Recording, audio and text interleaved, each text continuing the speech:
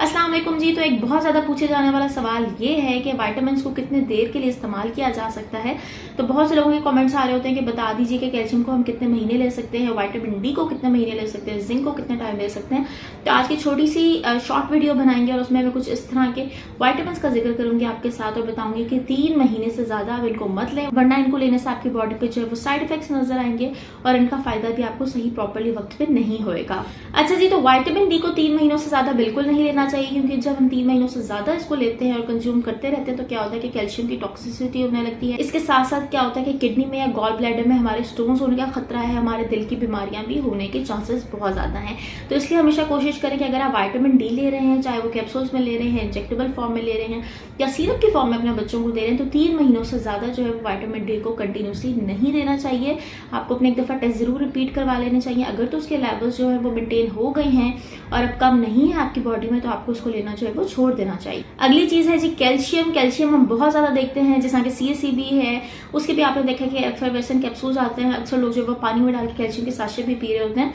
तो इसको भी अगर आप रेगुलरली ले रहे हैं तो 3 महीनों से ज्यादा मत लें, क्योंकि क्या होता है कि आपको वरना कॉन्स्टिपेशन के मसले होने लगते हैं और ये बहुत बहुत अमूमन तौर पर देखा जाता है। या तो फिर क्या होता है कि भूख नहीं लगती और वही चीज के स्टोन्स हो जाते हैं। अच्छा, स्टोन्स इसलिए ज्यादातर विटामिन को ज्यादा लेने की वजह से या गलत अगर आप इस्तेमाल करते हैं तो होते हैं, क्योंकि हमारी तमाम विटामिन जो है वो किडनी से ही गुजरती हैं, वहीं से एब्जॉर्ब होती हैं। तो इस वजह से बहुत ज्यादा चांसेस है कि किडनी के या गॉल ब्लैडर के जो है वो स्टोन्स भी हो सकते हैं। तो कैल्शियम में भी यही आपने एहतियात करनी है कि आपने 3 महीनों से ज्यादा जो है वो कंटिन्यूसली इसको नहीं लेना। अपने कैल्शियम के लेवल्स को देखना है, अगर वो मेंटेन है तो आप इसको लेना छोड़ सकते हैं। अच्छा, तो अगले हैं जी हमारे आयरन सप्लीमेंट्स। आयरन सप्लीमेंट्स अक्सर तौर पर देखा जाता है, अमूमन तौर पर खवातीन बड़ा इस्तेमाल करती हैं, क्योंकि HP के लेवल जो है वो हमारे अक्सर कम होते हैं और उसके लिए हम आयरन सप्लीमेंट हमें डॉक्टर्स भी रिकमेंड करते हैं कि जी आप ये लें। उसके लिए भी यही रिकमेंडेशन है कि 3 महीने से ज्यादा आप इसको मत लें और एक दफा जरूर अपना HP दोबारा से रिपीट करवाएं। अगर तो आपका HP लेवल जो है वो अब मेंटेन हो गया है, औरतों के लिए अमूमन तौर पे 12 तक मैक्सिमम होता है, अगर 12 हो जाए तो बड़ा अच्छा है। लेकिन अगर 11 से 12 की भी रेंज है, वो मेंटेन्ड है, आपको लगता है सही है, तो फिर आप उसको लेना छोड़ सकते हैं। और बेहतर इसी में है कि आयरन को भी 3 महीनों से ज्यादा एक्सीड ना किया जाए, बल्कि टेस्ट एक दफा दोबारा से परफॉर्म करवाए जाए।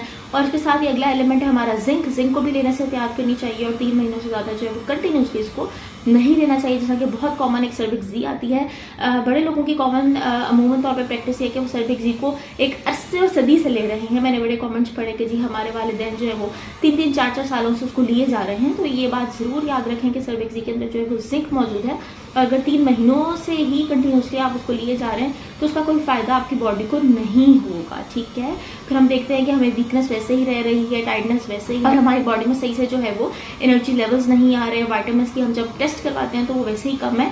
उसका रीजन होता है कि हमारी बॉडी इम्यून हो जाती है और वो विटामिन सही से एब्जॉर्ब नहीं होते और फायदा देना भी छोड़ देते हैं। अच्छा जी, तो ये कुछ बेसिकली विटामिन है जिनका आज हमने जिक्र किया और मैंने कोशिश करी एक शॉर्ट सी वीडियो में आपको बता सकूं कि इनको 3 महीनों से ज्यादा इस्तेमाल मत करें, वरना आपको जो है वो नुकसान देखना पड़ेगा, वरना इसका कोई फायदा भी नहीं होगा। तो बहुत से वो लोग जो कमेंट्स करते हैं पूछते हैं कि जिसको हम 3 महीने ले सकते हैं, कितना टाइम लें, महीना लें, 2 महीना लें, तो होपफुली आप लोगों की थोड़ी सी अंडरस्टैंडिंग जो है वो क्लियर हो सकी होगी इस हवाले से।